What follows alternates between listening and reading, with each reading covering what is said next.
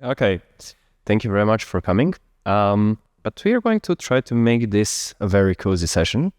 So, in case you are a C++ developer, and if you're here, there's a really good talk that Bjarne is currently holding in the main stage for the C++, and he's the creator of the language. So, if you want to feel the crowd or there, go there, but we are going to make it very cozy, very nice presentation, and so on. This presentation is also not going to be for the MCU developers, because this is Android specific things that we are going to be talking about.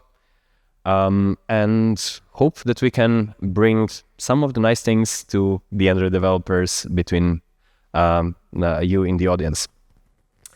We are also going to be talking quite a lot to the technical artists and the designers. We are going to be talking to Android and Android automotive developers and people who may be looking for alternatives in terms of the game engines, putting them into their mobile applications. So, some time ago, we started on a little journey, a journey with Android automotive.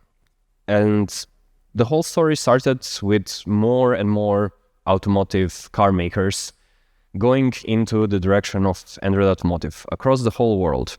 In the EU side, you can see those interfaces in Volvo, in Renault, and so on. In the US, maybe picking up in Lucid and Rivian, and in Asia, picking up in Honda, BYD, and many Chinese manufacturers that are up and emerging in the market. And since we have really good 2D offering, and we are very, very much there in the automotive space, but we have also 3D offering, there came few requests from our automotive customers to bring the 3D into Android, and in such a way that it would be very well integrated in their existing work processes, in the things that the Android developers on those systems already know very well. And it also kind of makes sense, because there's a lot of Android developers currently on the market. And this is really important for those big companies who are trying to iterate faster, who are trying to build new and exciting things every year and iterate very fast over the whole user experience. So, we want to add 3D to the infotainment systems and clusters as well. It may be for interactive car overview, so that you can just see the car in the 3D environment, that you can simulate and show the autonomous driving, how it's working, and that you can get the confidence in the whole system, how it's perceiving the world around you, and that you can trust the autopilots that are coming up. But also, we have very much seen that it's also about the visual effects, because when you have multiple cars, customers are going to quite often choose the ones that are looking the nicest, which are providing the most luxurious and bling-bling interface that you can find. The cool thing with Qt is that in case you go with our Quick 3D and our 3D offering integrated into your system, it's not that you are just going to be focusing on that and that you're going to have it in the IVI, but you're also going to be able to use Qt also on the safety side for the cluster, where the functional safety is really of utmost importance because of the safety itself and the regulation that comes along with that. But we are not bringing this only into the automotive market. We built this technology for it, but we saw that there is a potential to bring it to the wider audience, to Android developers, that we can make it open source, that we can make it a community, that we can really grow the ecosystem, and this is something that we are really trying to do at the moment. This technology that we are showing you today will work on Android, on the TVs, on mobile phones, in the cars, across the whole ecosystem. And you can try it already today as an open source. You can download it through the maintenance tool, as you're going to see a little bit later. And with it, you can create quite a lot of things. Let's say that you are building a digital twin or a companion app for your appliances, like a coffee machine. You do not need to pre-render the videos for the maintenance. You can make real 3D models and show it as the events unfold with user interaction. You can integrate virtual assistants, which is quite popular in Asia. You can put in your applications interactive graphs in the 2D and 3D space, or you can even create mini games in the apps. And all of this was achieved over pretty short time and by an amazing team of developers, mainly in Oulu, and I'm going to present them to you with a nice song. Quick for Android, we took for Android. Together strong, we got it and stand. For Android takes command. We draw the lines that shape the sea. Innovator, hold and keep. Through every app, we make it known. Cook for Android cars the stone. We quick for Android, we cook for Android. Together strong, new bodies and stands. For Android takes. Yeah, thanks Bruno. Thanks band and the team there, Qt Quick for Android project team there. I'm RAMI POTINKARA from the Qt company R&D. I'm also a member of the Qt Quick for Android project and about to tell you what is a Qt Quick for Android. So if we start by asking that how many of you are familiar with Qt for Android? Any hands there? Right, few, thanks. So Qt for Android is for Qt C++ developers. You write your applications with Qt C++ QML, like 95 to 100%, and then you can deploy those to your Android target or emulator device, and you use Qt Creator as an IDE. So what is the Qt Quick for Android then? That is a solution for the Android developers. You write your applications with Kotlin or Java in Android Studio, and 95 to 99% of the application is written with Kotlin or Java, and then you just lure in the Qt Quick QML project there with our Java APIs. So Qt Quick for Android, Qt user interface creation kit for the Android developers in a nutshell. And what value that then brings for the developers? It brings the toolkit, the programming framework. There's 3D rendering engine from the Qt, similar as you could get from Unity or Unreal.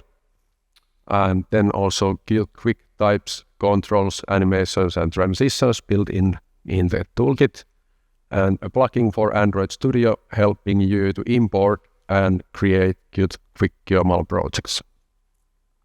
We offer also QML language server that comes via Red Hat QML for ISP plugin that helps you to do the auto-completion, error correction, and syntax highlighting. The programming part is done with Kotlin or Java. They are imperative object-oriented languages, offer solution for the how part, and then the what part is done with QML, which is declarative and cross-platform as well. So there is a strong typing between the languages, and we support detection of the acquired typo errors there with the tooling and the framework. And you can exchange the data between the languages, either basic or more complex data. Basics are such like strings, booleans, and integers, and that. And the complex are based on the Qt abstract and item list models. And if you are looking for further information, you can scan the QR codes from there. The toolkit provides a link to the JetBrains Marketplace, where is the video of the plugin, if you want to try that. the programming goes in the Qt documentation. It explains the Qt Quick for Android in overall, all the way from the start, all the way to the examples and everything in between. There is also a lady from the video in the R&D desk. If you want to reach out, there's a demo. Go talk with her. She's an expert of the team. And maybe during the May or June, we will get also Qt Academy course explaining Qt Quick for Android for you. So the workflow, Bruno mentioned there is artists, designers, and developers. What that is and what value each phase of the flow brings in the picture. If you start from the artists, they use toolkits such as Blender, open source one, or Maya, Figma. You could also use the Figma to Qt now, if you want to skip the Design Studio part. Or you import a ready-made model from the Sketchpad and use that. The main thing what you do is you create the 3D scene. You basically bring the vision of the thing to be done from the idea to the digital world. And last you need to export it in the Qt Design Studio format, which will then consume it. And this video will explain a little bit what the artist can do. There is the Sketchpad thing. You can go there and download the ready-made models. There is hundreds of them. You can pick either Maya, Blender, or Figma to be used. In this case, we use Blender there as an example. Yes. So what this phase does, it brings now the vision to the digital world. And it is done by preparing the 3D scene by the artists to the next step for the designers.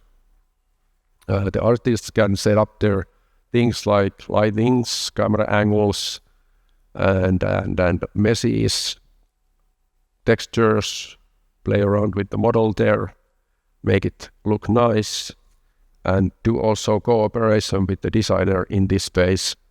And when they are both happy for the outcome, then it's ready to be exported, and the exportation then needs to be done in format with Qt Design Studio Android such as CLTF or maybe FPS.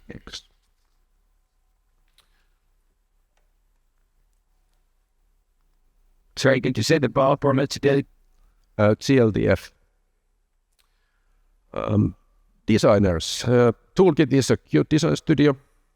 Import the 3D scene from there, add interactions with the properties, and then export it as a QML model for the developers. That's the main thing for the designers. The next video will. So what the designer needs to set up. First, it's the toolkit. Get online installer, get Design Studio from there, set it up into your host. When you are set it up into your host, then next step is ready to be done, and that's importing the scene. You do the importing of the scene. That basically allows you to transform the scene as a 3D model in the Design Studio. In the Design Studio, you can also very handy see the code, like there is the View 3D there, and then you can see the model together. The code will be the same code that will be exported later for the developers. And if you want to do some alterations for the scene and not bothering your colleague artist at all, you can adjust the lightnings or the camera angle, for example, making the starting view be the one that you prefer instead of the artist. The main thing, however, the value that this brings is the interaction with the properties. In this case, it's shown by that door there. The interaction with the properties brings the animations and transitions to be able to be done by the developers with the language bindings between the Kotlin, Java, and the QML language later on. So that's the main value that this phase basically brings. When the model is ready, you can also play it around in the Design Studio, or show a preview. Maybe you can show this preview for the developer as well, and both of you are then happy for it. then it's ready and it can be exported. You need to export it with CMake format in the QML project as an outcome. And then it's ready to be used for the developers. And the developers then, they have a toolkit, which is Android Studio. Can write Kotlin or Java. The bind the languages between Kotlin, Java to QML, and then do the animation transitions, basically bring the vision's last step to the live so it can be seen in action in the application.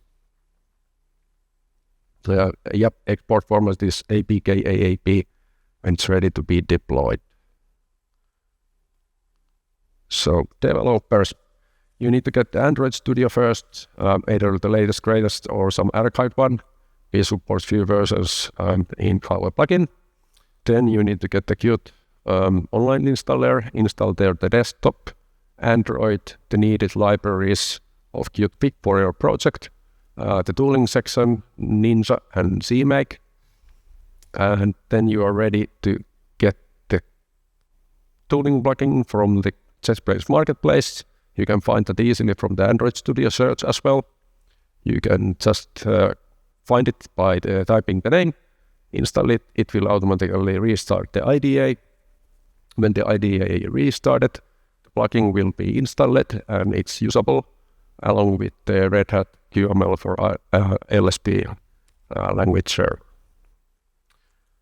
And if you're still interested to learn more about in this phase, you can jump and take a look of the examples that we provide with the Qt installation under Qt declarative model.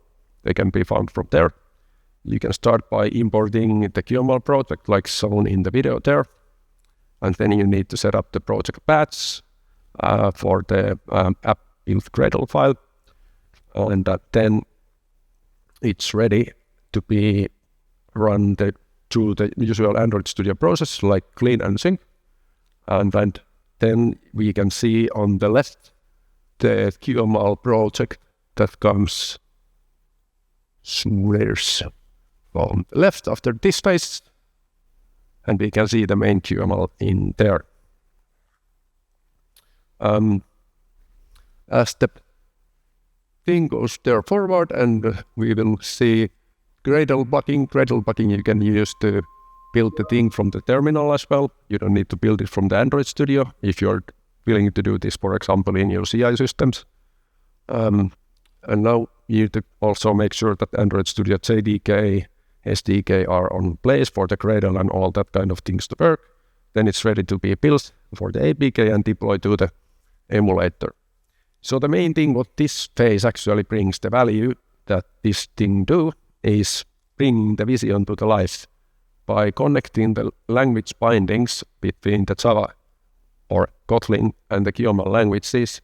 The 3D model and the 2D Android UI can be brought to life, and they are interactive. In the example from declarative, the upper section is done with QML, and the lower section is done with native Android. We have the example project from university cooperation, car company on Kotlin application done in Android Studio. There's bindings between Kotlin and QML, and the workflow is seen pretty much here. If you are interested to get this project, you can get it and clone it from the GitHub. You just need to alter the Qt build section for your own paths in your local environment. Check also the Qt Gradle version.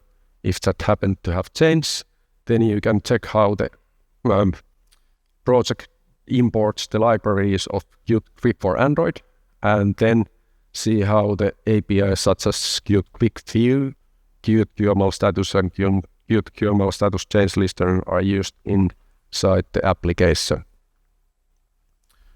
The application also connects the bindings between the Android Kotlin XML and the QML project. And next we will see an example of Kotlin property change there, and there is the feature of strong typing, showing that if you make a stupid kind of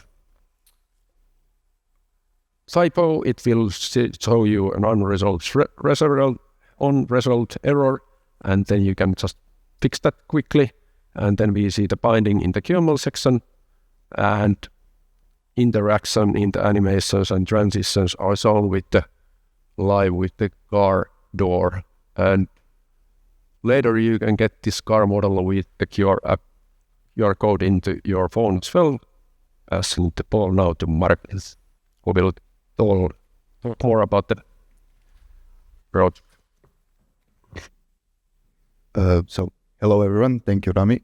My name is Marko from the University of Zagreb, and as part of the student project I was front-end team and 3D integration team lead. And it is an absolute pleasure to present to you today our app that we did that integrated the 3D model inside the Android application. So how it all started, it started with a course called DSD, or Distributed Software Development, that is provided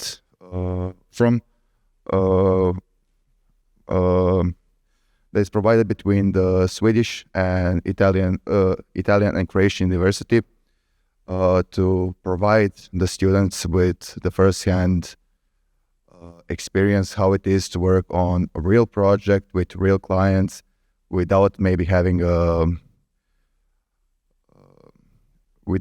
fear or getting fired or anything like that. So what was expected at first, it was the idea of having guest lectures with projects and real-life clients. That's how the students got in contact with the Qt to be able to create such an application. But of course, since the distributed software development is such a complex field, how to actually teach it in just 3 months, in just 1 semester. So the professors, that was actually the first experience I had at the university to have something like that. That's actually to teach students what not to do. We only had the presentations going around saying about bad experiences in real life and trying to teach the students what not to do, and actually from that to learn what is a good practice. And so to follow up that practice, we first had to divide ourselves into the smaller teams to work on the project. So we also had a Scrum Master, Product Owner, Front and Backend team, and DevOps. And these are the wonderful people that work alongside me to create this project. So we were a partial team of Italian students and Croatian students. And so for the project results, the question was first, why? Why we did this, why we took on such an maybe even hard course where we had sprint reviews, a lot of developing, a lot of hours put in, instead of taking maybe a regular course with just studying, exam, and that's it.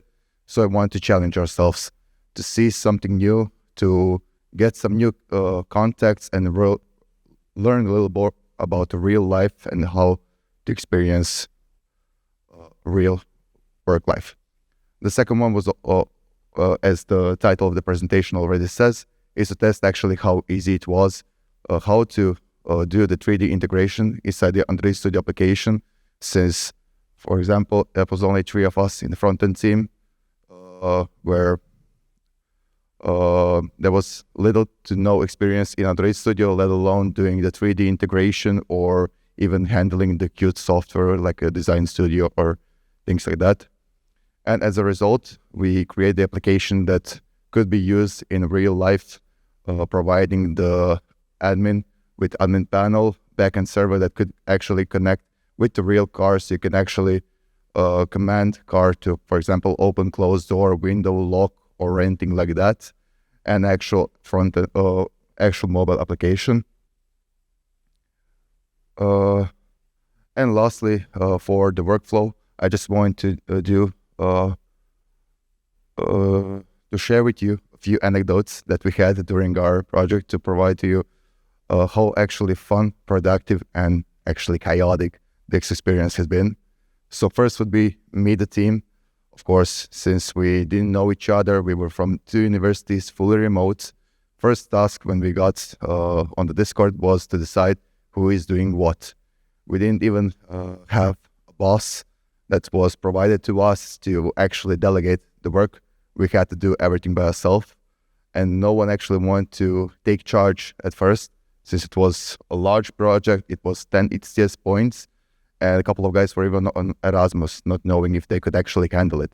So it was about 2 hours debating, sharing experience that we had from previous work or anything like that. One of the guys even made charts trying to figure out who is the best fit for each team. And after the 2 hours, we actually did separate in the teams, and we switched about 2 weeks later, a couple of guys, because they weren't actually satisfied with it. Second anecdote would be the project requirements. So since the whole course was created so it would be as much as real life and provide as much feedback to the students, what they're doing right and what they're doing wrong. It was, I think, between 40 or 50 categories that we were graded on. Of course, one of those were project requirements. So we had to draft the documents, we had to do the design, everything for the documentation at the beginning of the project. And we were so excited because it only took us 2 weeks, one sprint, to do everything right. And we thought, oh, we nailed it. We had everything correctly. And of course, we rewrote everything the next sprint. And lastly, for the development, we had so many anecdotes that could be good. And I debated with myself what would be okay to share, what am I actually allowed to share. And I decided to go with one of our Git stories. So since we started to work and we were fully remote and everything, we of course used Git to share our code and everything. And we tried to use the good conventions of using the master, develop branches, fix, feature, everything like that. We even had a code peer review in place. So we had team leaders or other programmers reviewing the code before it was merged even to develop, let alone master. But of course, we forgot to protect the branches. We didn't put input that, for example, you have to have at least one approved from the other developer before you merge. And once one of my colleagues pushed the code that rewrote the other colleagues' 2 weeks of work, which we had to pretty much recover in just one night before the presentation. It took like 5 hours until 3 a.m. trying to figure out everything because some of the code wasn't even on the Git. It was on his local machine. It was such a chaotic experience. But after that, we were actually managed to laugh about it and took about 1 hour the next sprint just joking around and figure out how it actually came to it. Oh. Okay.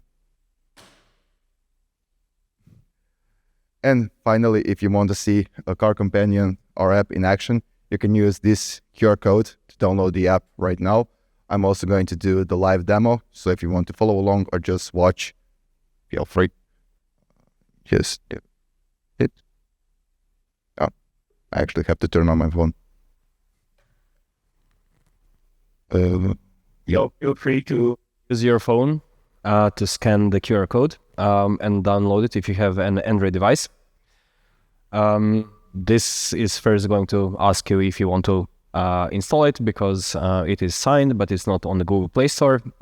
So feel free to do that and try it out live on your phones to see it in action.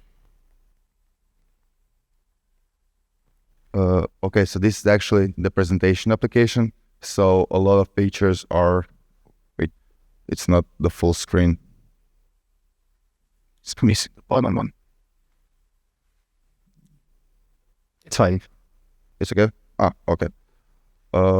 So this is the presentation application. It also had before a user registration, login and everything, so it could be a little more used. And these 3 models of a car are actually the 3D models the Qt provided us and integrated inside the 3D application. We also left a couple of features just to see how it used to look before it had all the features at the end of the project. So we also had to grant access to the automobile, so you can maybe give access to your car to your wife, husband, child, or people like that. We also had a take ownership field where you could actually change the properties of the car. And for example, I will change one car, let's say CLA, to, I don't know, white color and save it. And then when you go back to the home screen, you can actually see the CLA car change color. And to actual car management screen, we enabled, this is the car that has all the functions. You can also limit the functions to some of them or even none. And you could open and close the doors, turn on and off the lights.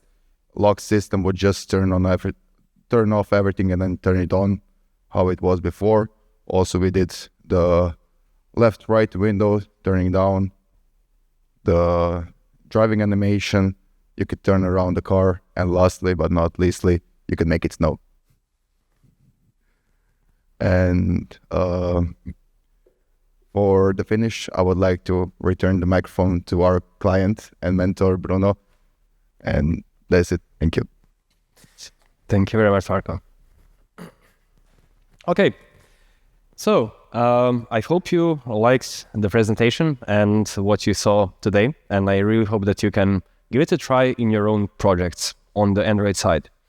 Feel free to also come to us with any kind of questions that you have, and the team and myself are going to be very happy to help you out on your own journeys, on your own projects, whatever you wish to create.